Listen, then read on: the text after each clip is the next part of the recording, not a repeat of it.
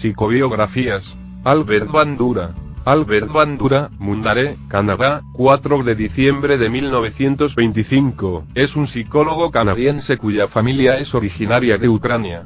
Se centró en estudios de tendencia conductual cognitiva y es profesor de la Universidad de Stanford, reconocido por su trabajo sobre la teoría del aprendizaje social y su evolución al sociocognitivismo, así como por haber postulado la categoría de autoeficacia. A lo largo de una carrera de casi 6 décadas, Bandura ha sido responsable de grandes contribuciones en campos muy diferentes de la psicología, incluyendo la teoría social cognitiva, terapia y psicología de la personalidad. También ha tenido una influencia decisiva en la transición entre el conductismo y la psicología cognitiva. Es conocido como el creador de la teoría de la autoeficacia, un importante contribuyente a la teoría de aprendizaje social, y responsable del experimento del muñeco Bobo sobre el comportamiento agresivo de los niños. Ha recibido el título de doctor honoris causa en universidades de distintos países por sus contribuciones a la psicología. Algunos de estos títulos fueron otorgados por las universidades de Roma, Indiana, Leiden, Berlín y Salamanca. Bandura fue además presidente de la American Psychological Association en el año 1974. En 1980 fue nombrado presidente de la Western Psychological Association, WPA, Asociación de Psicología de Occidente, y además en el año 1999 recibió el título de presidente honorario de la Asociación Psicológica Canadiense. Una encuesta en 2002 situó a Bandura en el cuarto puesto de los psicólogos más citados de todos los tiempos, después de B.F. Skinner, Sigmund Freud y Jean Piaget, y el más citado vivo. Bandura es reconocido como el más grande psicólogo actual y uno de los más influyentes de todos los tiempos. Biografía. Bandura nació el 4 de diciembre de 1925 en Mundare, Alberta del Norte, Canadá, en una aldea pequeña de apenas 400 habitantes, como el último hijo, y único varón, en una familia con 2 padres inmigrantes desde Europa del Este, su padre de Cracovia, Polonia y su madre de Ucrania. Realizó su educación primaria y secundaria en la única escuela de la aldea, la cual contaba con recursos limitados. Bandura menciona en su autobiografía que la carencia de recursos educativos se convirtió en un factor de capacitación que lo ha ayudado mucho, en lugar de convertirse en una deficiencia insuperable. El verano después de terminar la secundaria, Bandura trabajó en un campamento de base en Yukon, en donde rellenaba la superficie de la autopista Alaska con grava para prevenirla de los baches.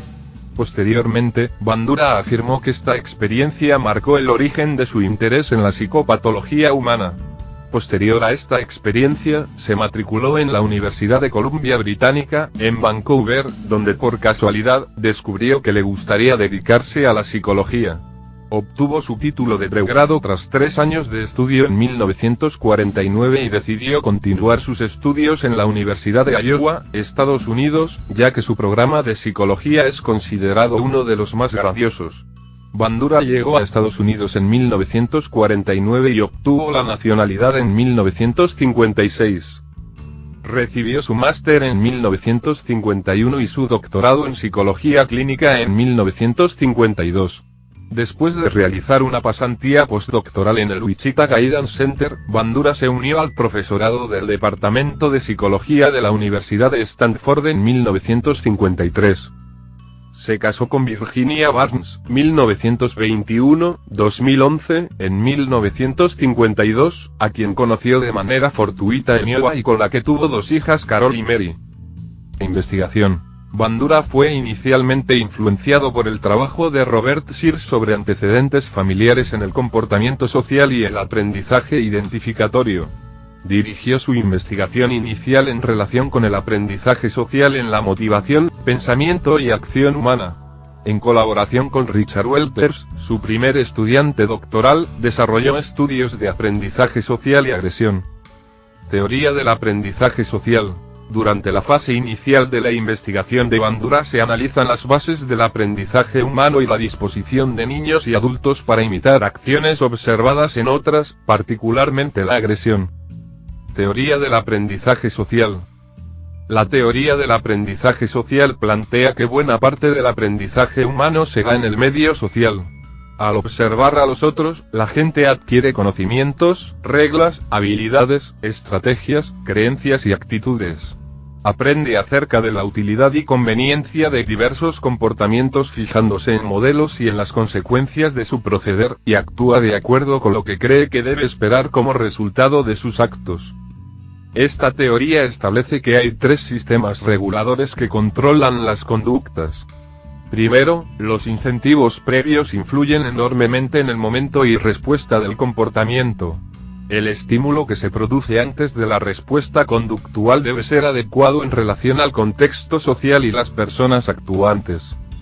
Segundo, la reacción ante el comportamiento, conductas, valoraciones, críticas cumple también una función importante. Los refuerzos que siguen a una conducta, bien sea por experiencia o por observación, impactarán en gran manera en su repetición en el futuro. Tercero, la importancia de las funciones cognitivas en el aprendizaje social. Por ejemplo, hay gente que se enfada fácilmente con la vista o el pensamiento de personas con quienes han tenido encuentros hostiles, de manera que se produce una conducta agresiva. Este recuerdo se adquiere a través del proceso de aprendizaje. Agresión. En la década de los 60, el enfoque conductual era la máxima explicación del aprendizaje, es decir, el condicionamiento tanto clásico como operante, afirmaba que las conductas se aprenden por medio del apareamiento de estímulos. Sin embargo, Albert Bandura criticaba al conductismo de B.F. Skinner por enfocarse exclusivamente a los estímulos externos. Bandura creía que además de los estímulos externos, el aprendizaje también se generaba a partir de determinantes internas y sociales. Es por esto por lo que empezó a analizar los métodos de tratar a niños excesivamente agresivos, identificando el origen de la violencia en sus vidas. Investigaciones preliminares al respecto fueron hechas en 1977 por Neal Miller y John Dollard, las mismas que fueron culminadas por Bandura en 1961, con el experimento del muñeco Bobo. Estas pruebas tenían como objetivo demostrar que conductas similares eran aprendidas por individuos creándolas a partir de acciones modelos. Este experimento hacía énfasis en cómo individuos jóvenes son influenciados por actos de adultos. Cuando los adultos son recompensados por sus conductas violentas, los niños son más propensos a seguir golpeando al muñeco. Sin embargo, cuando los adultos eran reprendidos, los niños, consecuentemente, dejaban de golpear al muñeco. Los resultados de estas pruebas cambiaron el curso de la psicología moderna. Teoría de aprendizaje cognitivo social, SCLT. SCLT es una teoría de aprendizaje que aparece mediante la idea de que las personas aprenden observando lo que otros hacen, y que los procesos de pensamiento humano son fundamentales para entender la personalidad. A mediados de la década de 1980, la investigación de Bandura había tomado una inclinación más holística, y sus análisis tienden a dar una visión más completa, la visión general de la cognición humana en el contexto del aprendizaje social. La teoría que extendió la teoría del aprendizaje social pronto se conoció como teoría social cognitiva. Esta teoría proporciona un marco para comprender, predecir y cambiar comportamiento humano. SCLT se enfoca mucho en los conceptos cognitivos. También se enfoca en cómo niños y adultos operan cognitivamente en sus experiencias sociales y cómo en estos las cogniciones luego influyen en el comportamiento y el desarrollo. Supuestos básicos de SCLT a menudo se oponen a estar asociados con los conductistas estadounidenses principalmente porque Bandura ve su teoría como cognitiva y no como conductista. Bandura realiza énfasis en los orígenes sociales de los procesos cognitivos ya que argumenta que los individuos aprenden tanto comportamientos como estrategias cognitivas al observar el comportamiento de otros, y estas adquisiciones se pueden aprender sin ser reforzadas directamente. El aprendizaje es un proceso interno que puede o no dar como resultado un cambio de comportamiento. El aprendizaje puede ocurrir sin un cambio en el comportamiento. En cuanto a este, se señala que la conducta se dirige hacia objetivos particulares. El comportamiento se autorregula. La cognición juega un papel en el aprendizaje. Y finalmente, algunos estudios apoyan que el refuerzo y el castigo tienen un carácter indirecto que los efectos directos sobre el aprendizaje y el comportamiento. Principio interno de SCLT. Según Bandura, las personas son solo productos parciales de sus entornos. 13 Crean entornos beneficiosos y luego proceden a ejercer control sobre ellos. Seleccionando ambientes cuidadosamente, Bandura explica que se puede influenciar en lo que una persona se convierte. Las elecciones de los individuos son influenciadas por sus creencias y capacidades. Bandura propone un único principio interno compuesto de 3 elementos que interactúan. Este principio es denominada reciprocidad triádica. Algunos académicos en el área de SCLT apoyan la visión de Bandura de la reciprocidad triádica, que define al comportamiento del ser humano como una interacción triádica, dinámica y recíproca de factores personales, comportamiento y el medio ambiente. En una observación más cercana, estos 3 fundamentos funcionan en una naturaleza recíproca. Terapias. Terapia de autocontrol.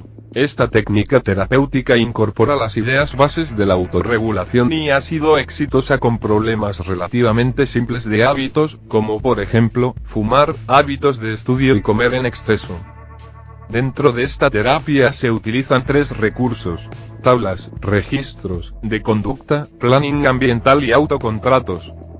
El primer recurso indica que para realizar autoobservación se deben anotar tipos de comportamiento, tanto antes como después de realizarlos, a través de diarios, lo que ayuda a la persona a tomar nota de los detalles del hábito, permitiéndole tener una visión más concreta de las situaciones asociadas a su hábito. Este primer recurso facilitará el siguiente paso, el planning ambiental, es decir, alterar el ambiente. Por ejemplo, evitar aquellas situaciones que conducen al comportamiento indeseado o buscar lugares que ayuden a adquirir mejores comportamientos. Finalmente, los autocontratos, es el compromiso que realiza la persona de compensarse cuando se cumpla con su plan y de castigarse cuando no lo haga.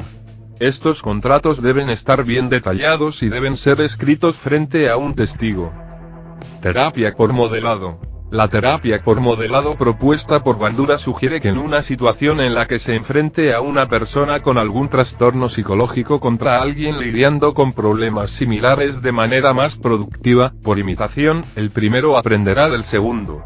En una entrevista con Eduardo Bunge, Bandura afirma que el fin con el que se pensó esta terapia fue para propósitos preventivos. Es decir, no vender agresión, sino promover el bienestar. Es así que la primera vez que utiliza esta terapia fue en el tratamiento de fobias, específicamente la ofidiofobia. En este tratamiento, el paciente observa a través de un cristal un laboratorio, donde se encuentra nada más que una mesa, una silla, una caja con un candado sobre la mesa y una serpiente claramente visible dentro de la misma. El paciente observa cómo otra persona, que es un actor, se acerca lenta y temerosamente a la caja. Esta persona, en un principio, se sacude varias veces, se dice a sí mismo que se relaje y da un paso a la vez hacia la serpiente. En este trayecto se detiene un par de veces, se retrae y vuelve a empezar. Por último, abre la caja, coge a la serpiente, se sienta y la agarra por el cuello. Simultáneamente se da instrucciones a sí mismo para relajarse. Posteriormente, se invita al paciente a intentarlo. Como variable a la terapia, cuando conseguir el espacio, las serpientes y los actores era imposible, se utilizaron grabaciones o incluso se apeló a la imaginación del paciente. Estos métodos dieron casi el mismo resultado que el original. Link fuente Wikipedia.